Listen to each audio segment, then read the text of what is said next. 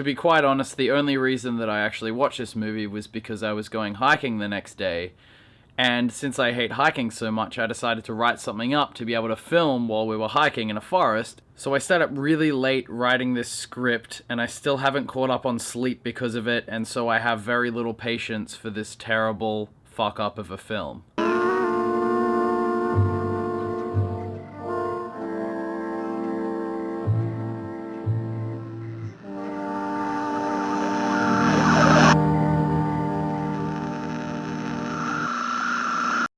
So the first gripe I have with this film is that in the first couple of seconds, a woman wakes up from a dream about her twin sister being chased through some woods, and then based on that dream, she literally wakes up, packs a bag, and gets on a plane to Japan.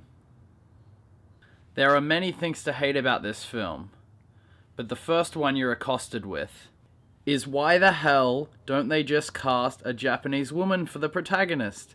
Like in the first 10 seconds of the film, if you have to fly your white protagonist from America to fucking Japan in such a ridiculous way, maybe you should just cast someone from Japan. So after starting the movie with a dream, then fast forwarding to the protagonist being in Japan, we have this long ass taxi ride where we flash back to fill in the gaps we missed before the protagonist left for Japan. It's not like they needed the flashback part to set up a more interesting part that was coming up.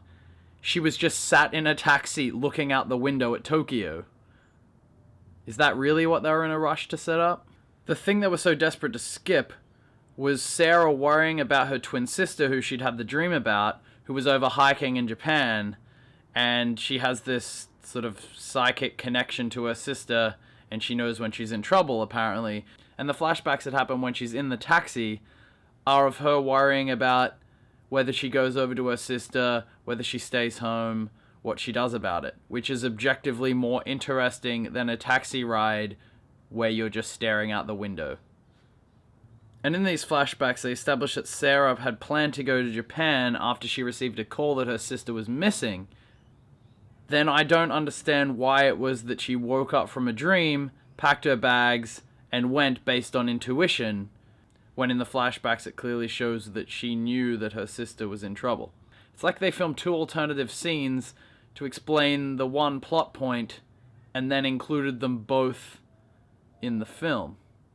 Oh wait, and here's a film for an actual Japanese person? Oh, as a jump scare. Brilliant.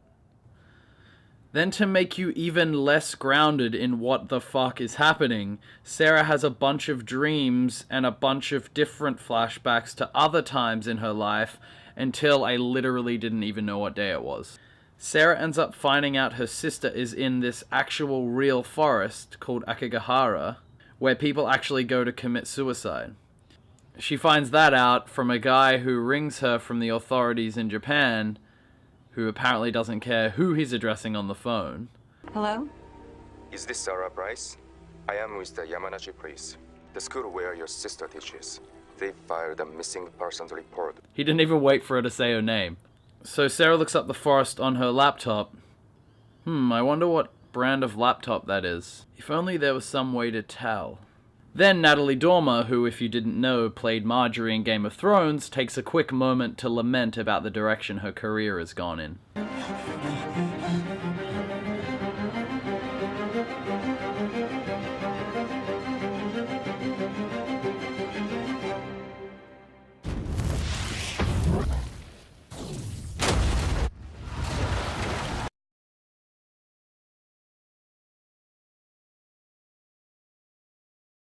Then she goes to some weird, like, find your dead family and friends place. And she's like, have you seen this woman? Holding up a picture of her sister on her phone. And the receptionist is like, yes, all cheery. And then just leads her down into a morgue. What happened to being super confident she's alive because of your psychic intuition, and then blowing thousands of dollars to fly to Japan? Seems like it wasn't as much of a sure thing as you'd said. And I genuinely don't understand why the body under the sheet is breathing, and then she lifts up the sheet and it's totally not her sister. So she goes to a bar not having found her sister yet, and lo and behold, a fucking American dude is in the bar who speaks perfect English and no effort is expended at having to have subtitles at all. Hooray. They do that throwaway line of characterization coupled with a justification of why he's there. So pay attention, because it's all the explanation of this guy's whole being that you're going to get. I live in Tokyo. I write for a travel magazine out of Australia. There you go, that's his whole personality, that's all you need to know. More importantly, he's just the guy to get her passage into the forest. Phew, she almost had to interact with actual Japanese people. Thank God they didn't have to give any Japanese actors a decent job in this film. Only an American guy who has a job in Australia and lives in Tokyo, apparently. So, our protagonist that we're supposed to be sympathizing with condescends at a Japanese woman asking for directions. Except it was kind of cool when the flashback happened of when their parents killed themselves. Jess had told Sarah that her mum and dad had been in a car crash, but really her dad had shot her mum and then himself. Yeah, that would have been really cool if the stairs actually led to the street, so that it would be plausible that she actually did see a car crash happen and not just a weird basement. Because there appear to be no windows in that room to see the car crash that apparently happened out the front of their house. Here's another jump scare with another Japanese person in it. What can you say? They're just so scary.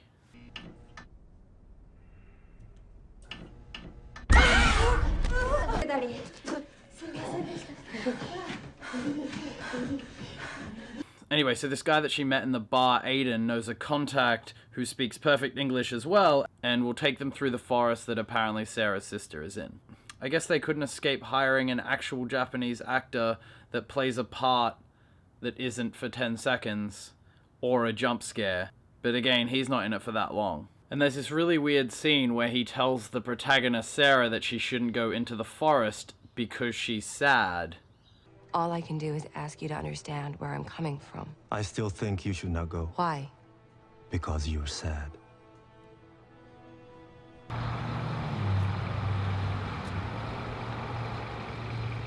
I just got some maps and stuff from in there, and they said, you shouldn't go into the forest because you're grumpy. Can you believe that? Apparently they think I shouldn't go on a hike because I'm a bit grumpy. What the fuck? That's so weird. If that was like a movie, I wouldn't even believe it. If that was in a movie, that would be too absurd to believe. And now they're off into Jump Scare Forest. I think that's how you pronounce it. Okay. I feel like that's fine. But again,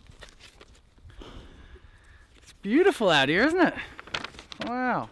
We work our way up, sort of to the picnic ground, and just maybe we'll like, I don't know, just get a breath of fresh air. You know, it's good for you to like remind you that you're alive. You know? what are you so cheery about now?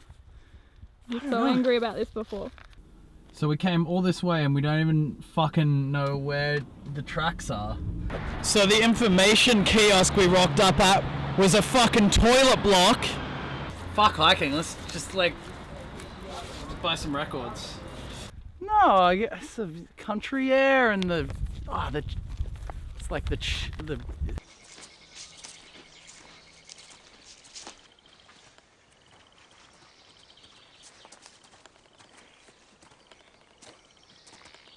Have we gone far enough? No, you can still see the car. It's right there. But my thumb's hurt and I wore the wrong shoes, I reckon. I need to poo. Well, off you go then. Down there. Seriously? Yep. No, there'll be a toilet up there somewhere, won't there? What the hell kind of hike is this? Are there cafes at the end? Nope, use a leaf. People don't do that, do they? Yes. Is that what people do on hikes? Yes. So there's no toilet, really? Nope.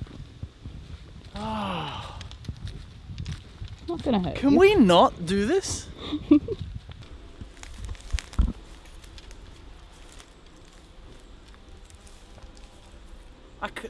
I can't go if you're filming me. If you see anything bad, anything strange, it is not real. Okay? Yeah, so you know how I was trying to be like happy before and stuff and in a good mood? That was because back at the kiosk they said that this is like a suicide forest, and anyone who comes in here who's sad might end up like committing suicide or like seeing like dead people and like hallucinating and tripping out. So I probably should have told you that before we were like an hour into the hike, but Yeah, thanks for the heads up, mate. yeah, now you know. Thanks. Yeah, cool. Immediately after telling them that if they're sad, they'll see things in the forest and the forest will use it against them, they find a guy in the forest who's contemplating suicide. He's obviously quite sad, yet Michi the guide is like, He'll be okay, I think. what makes you think that a guy already sad enough to contemplate suicide is going to be alright when the forest apparently manipulates that sadness and makes you want to kill yourself?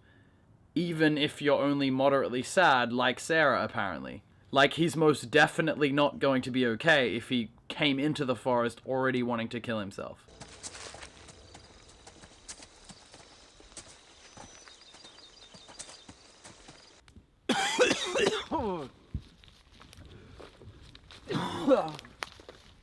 Oh, I nearly vomited. I just pissed on my shoes. Then Sarah begins to hear things.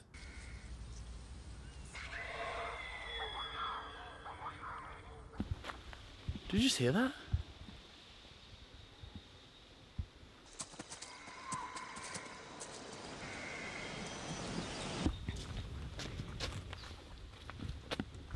What was that noise? Can you hear that? No. Really? It's like someone yelling food at me from a distance. It's weird. Seriously, is there not a cafe around here? Someone's yelling like cafe items at me. What the fuck? They find a dead guy hanging from a tree somehow. I'm not sure how he got the noose up there, but anyway. So they decide 2 hours into their hike that they have to turn back. We must turn back soon. What, already? And just as they're about to turn back, Sarah finds her sister's tent. And guess what? It's the same one they used when they were 5. Just setting up camp here. I'm heading for the top tomorrow. What's with your tent? That's just one I had from when I was a kid. Isn't that what everyone does? They keep their tents from when they were a kid? You gonna sleep in that? Just fucking watch me. You gonna spend the night there? Yeah. Yeah. It's not much to be cold tonight, is it? I guess not. But according to people who know Jess, who's Sarah's twin, she's actually quite an adept hiker. A tent 10 times that good barely lasts me a few months of hiking, let alone 20 plus years, and it's a children's tent.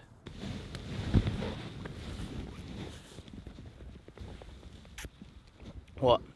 What are you doing? Just rehydrating. Fair enough. That's my water bottle from when I was a kid. It's nice. Thanks. So Michi bails on them and leaves Aiden and Sarah at the camp with a warning that they shouldn't stay because, you know, they might end up committing suicide. Leave a note for her. Leave a note? Are you crazy? I'm staying. I'm staying till she comes back. He couldn't be too stern with his advice because they might actually have left a note like he suggested that they should and then just gone back to their hotel. That would have made more sense, really. Just jot your phone number on a bit of paper and leave it in the tent. But then the movie would have had to spend more time developing characters instead of just having lots of bad jump scares, and that would actually require some effort. That one? What's this? Power bar. Japanese version. What are you doing? Just organic mushrooms. No. Well, I'm hungry. Yeah, have this power bar. It's not gluten-free. You know I'm doing gluten-free. Sorry. I still need to poo. Sarah begins to feel the effects of the forest. She hears things around the tent. She sees a girl in the woods who tells her not to trust Aiden for some reason, which is really strange, and why would that be taken seriously? Because she doesn't know Aiden. And then she cuts up her hand really convincingly. Basically, this is where the movie reaches its final form, and the pains it went to set itself up as a non-stop jump scare void of plot and sense are now behind us. Onwards to greatness. So the next day they start heading back down the trail because they realize that they should have left a note after all. Sarah begins to get paranoid that Aiden is leading her in the wrong direction, and that he might in fact not be trustworthy. I had so little faith in this film that I thought they'd be stupid enough to forget which way Aiden was walking alongside the river and shoot the next shot of him walking the opposite way, but it turns out that it's the forest fucking with Sarah, like really solidly fucking with her. I mean, what in the brain must those spirits in that forest know how to trigger to have her whole sense of direction reverse? That's some shit right there. Ghost science is obviously far more advanced than anything that we've got going on. So Sarah gets suspicious of Aiden, who lied about a few minor things to get closer to Sarah for the article he's writing about her, trying to find her twin sister. Then she starts to suspect that he might be hiding things from her. Can you just carry my bag for a bit? Yeah, is it heavy? Mm-hmm. What the hell is this? What? That's a chai latte. I didn't think you were thirsty. What? You're hiding shit from me. You better not be hiding anything else. What is... Is this yogurt in a space pack? You know I think this is delicious and aesthetically pleasing. I can't believe you. Got anything else in here that you want to show me? No. You didn't. Organic coconut water? How could you?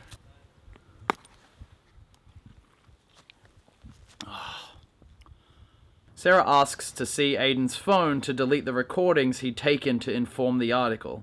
So she gets his phone off him and finds a picture of her sister on it. So in actuality, Aiden didn't really have the picture on his phone, it was just the forest fucking with Sarah again. The weird thing was that Aiden acted really suspicious and like wrestled his phone back off of her.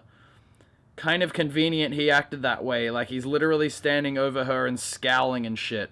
Most people wouldn't act that way if they were innocent. Maybe if he'd said, "Hey Sarah, maybe the forest is like fucking with you. I don't have a photo of your sister on my phone. That's crazy." Then things would have gone much differently. Then Sarah runs away and gets lost in the forest. Oh, sorry. Really fucking boring movie. I can't believe that you would do that. Hide all my favorite foods from me. In fact, give me a look at your phone. No. You got it on you? Is it in here?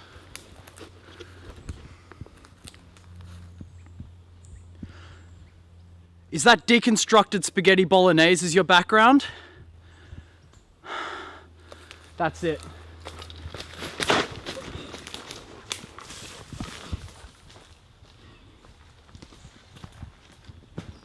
She hears her sister's voice, like right in her ear, as if her sister knows where she is and what's behind her, yet no sense of how to get herself out of the forest after like a week of being in there. Like, you'd think if she had GPS vision to tell where her sister was, it'd be pretty easy to get yourself out of the forest. Also, she camps in a child's tent. I can't get past that.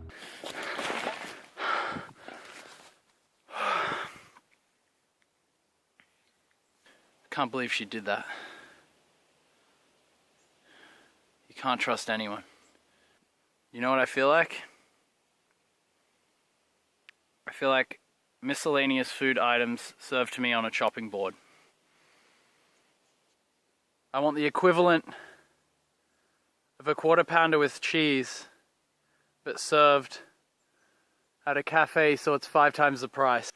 I want a green smoothie with spirulina. Actually, I wonder if moss is moss gluten free?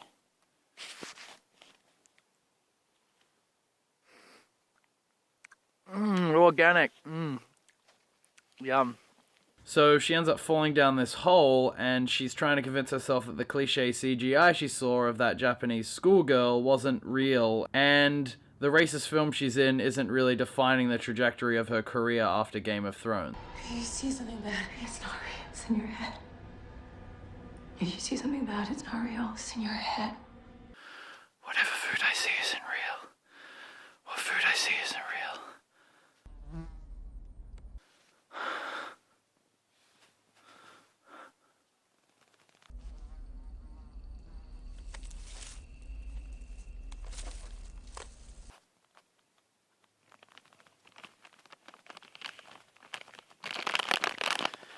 Gluten-free beetroot chips. So what she picked up was this thing that you look through to see pictures, and she's looking at them, and then a jump scare happens inside them. So Aiden just happens to find her and pulls her out of the hole, gives her his knife so she'll trust him, and then they go to this cabin thing that he found. She begins to suspect that Aiden is keeping Jess in a basement under the cabin, even though there's clearly no basement under the cabin. And she would know that if she just looked at the outside of the fucking cabin when she walked in.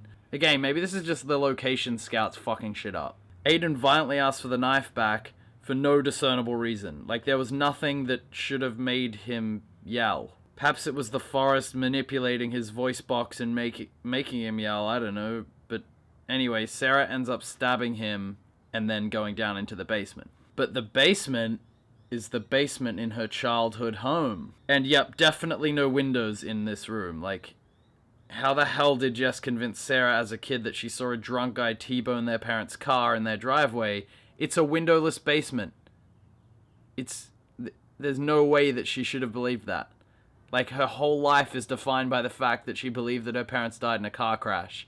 But Jess's lie to her was obviously so fake that a normal human being that seems to function like Sarah can would definitely not have believed that if they had actually lived in that house. Bad location scout. Bad. Her dad, who is apparently wearing not makeup, but the white paint from a $2 clown face paint kit, proceeds to crawl across the floor on his elbows.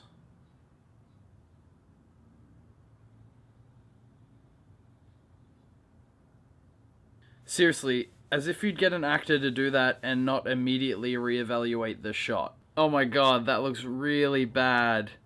Oh, dude, do anything else. Drag your ass across the floor like a dog with worms if you have to, but don't do that. It looked fucking terrible. And you can just tell that the writers thought that they discovered a new way of, like, making a scary scene. Like, it's all about the contortions of the body or something. Like, cool, The Exorcist spider walk was rad, but it was an afterthought to an already fucking awesome film. It's not like the way that you have someone crawl across the floor is a point of originality that's gonna make your film fucking stand out. So her dead father grabs her arm, and instead of, like, bending his fingers back to get him off her, she uses a knife to cut his fingers away. Just, like, pries them off like she's opening a can or something. Then she realizes she slit her wrists. The wrong way, too. Then she gets pulled into the ground and dies. I think. Simultaneously, a search party comprised of Michi and also Sarah's boyfriend, who apparently had the funds to just fly over to lend an extra torch to the search. Imagine what a normal person could have done with the money that it would have cost to fly over there. I could legitimately sustain myself for half a year with the money that he spent to go over to Japan and just wave a torch around. Jess realizes Sarah has died, then Sarah turns into a stupid zombie and rushes at the camera in the last frame. Shittest ending ever. I had the sense that this I can sense my twin intuitively thing was going to be a huge crutch a lazy writer could rely on to make whatever they wanted happen. And of course it was.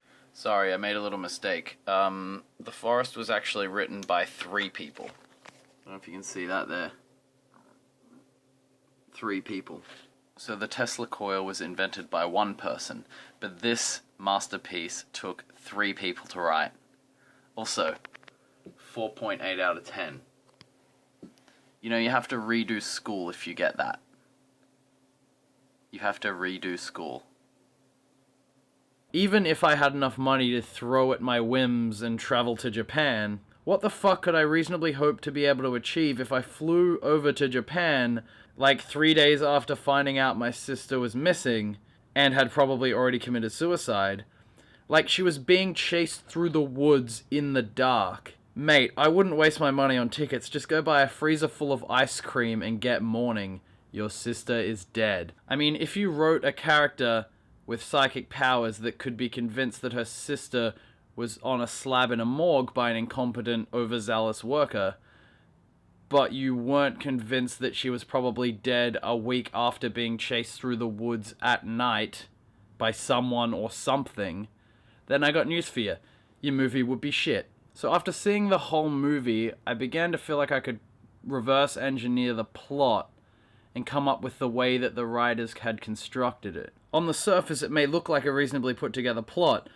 Well, I mean, on paper, it's at least passable, right? What I see at the heart of this film is the need to justify a white actor going over to Japan. This seems to have basically been written for Natalie Dormer to play. Like, the amount that they seem to have bent the script and the plot around the idea of a white person that lived in America that could fly over to Japan is astounding.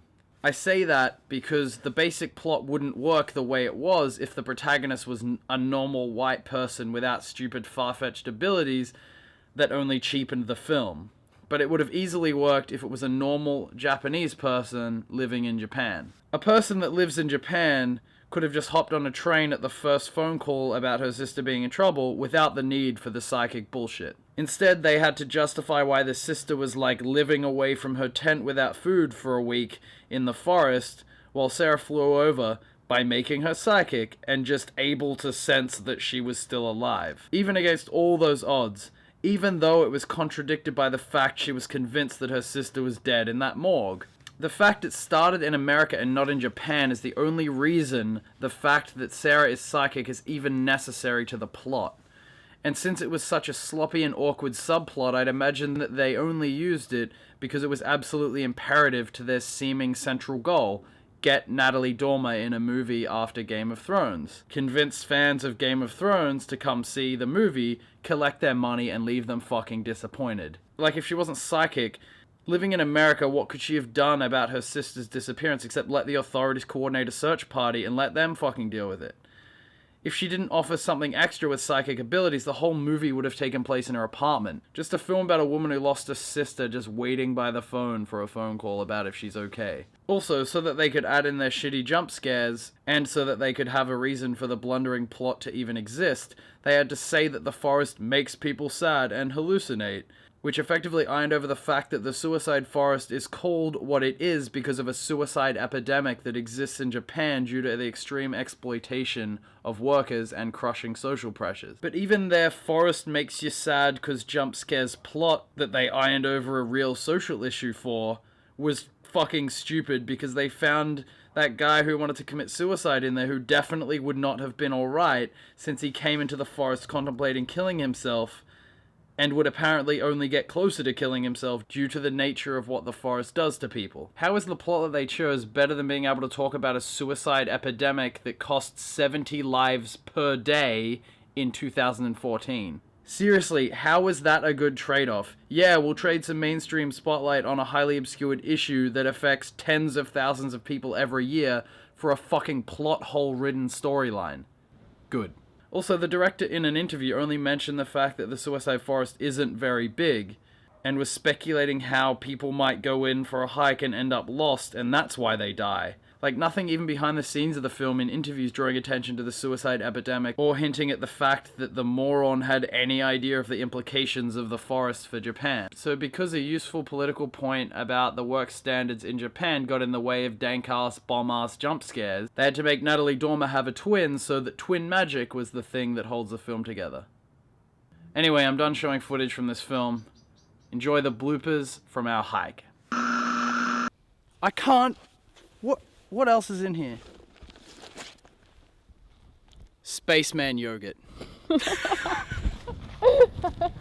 What else is in here? What else are you hiding from me? Nothing. Is this Spaceman yogurt? The fuck is this called? Hipster fucking yogurt. Like, I don't know what these packs are called. Like, what would you call this? A fluid pack or something? Ew, gross. You better not be hiding anything else from me. What else have we got here? Is that yogurt in a space pack? Fuck! I can't do it. Alright, try it again.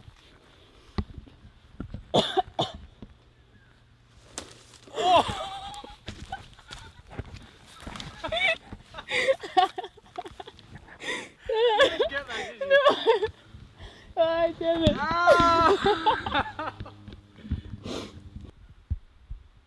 Fuck, where are my glasses? Did you take them off? Fucking, where are they? I don't even know. I mean, that's not even a joke. That's not even part of the thing. Where are my glasses? So unraveling that children's tent, it just hit me in the face and nearly broke my nose. And I realized that my glasses have disappeared. And this is not a joke. My glasses got knocked off my face trying to assemble a children's tent. And they're gone. And then my real glasses. What the fuck? I probably stepped on them as well. How the fuck does this even work? Like, how do you get into this? It's like a fucking tap. Seriously. Oh, there we go. How the hell does this work? Fucking hipsters! Why? It echoes. Oh, there we go.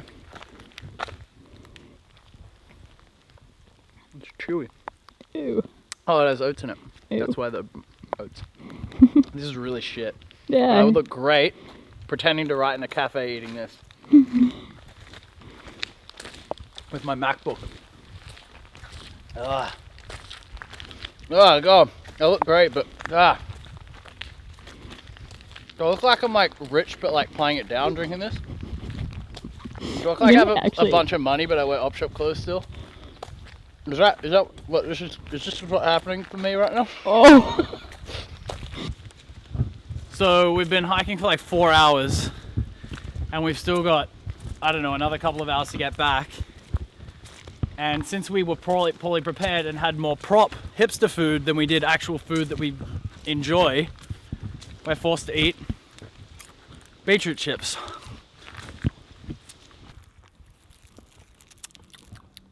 This is fucking gross. Who drinks this? It's real bad. So shit. Everything we bought.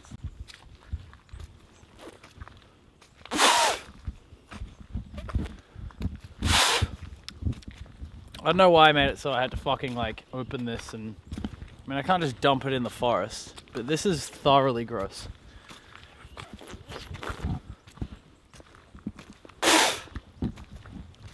You getting the blowback from that? Today the tent cost me like $10. This food cost me like $20. Like, my glasses, the lenses are two different ones, so it's like $200. That's what I spent to make zero money from AdSense on YouTube. So fucking hooray. And here's some more videos where I just hemorrhage money. And fuck coconut water.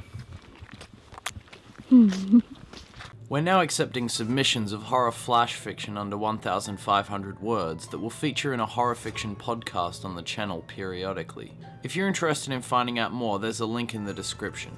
Alternatively, if you've got a true paranormal story, we're putting together a segment compiling viewer-submitted ghost stories.